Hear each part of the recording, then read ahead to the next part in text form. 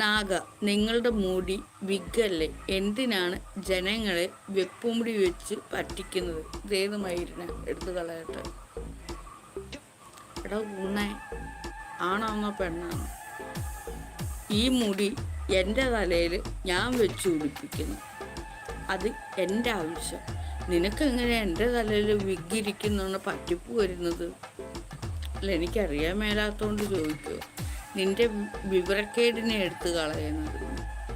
നീ ഇങ്ങനെ പെണ്ണുങ്ങളുടെ മുടിയും തലയും മുലയും എല്ലാം നോക്കുന്നുണ്ട്. അതെല്ലാം ഒറിജിനലാണെന്ന് കഴിഞ്ഞ് ആൻ്റെയൊക്കെ വാല് കടിച്ചു പോകും കേട്ടോ.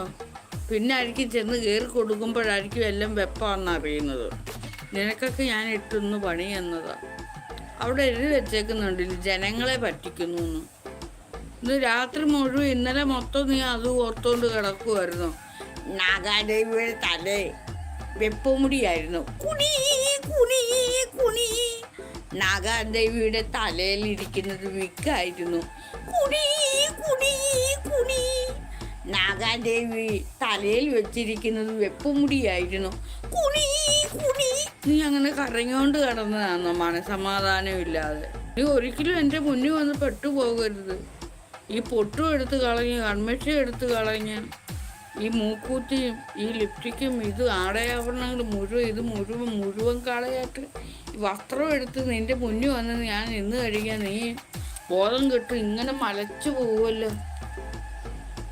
അല്ല, നിനക്ക് എന്തിൻ്റെ കഴപ്പാ?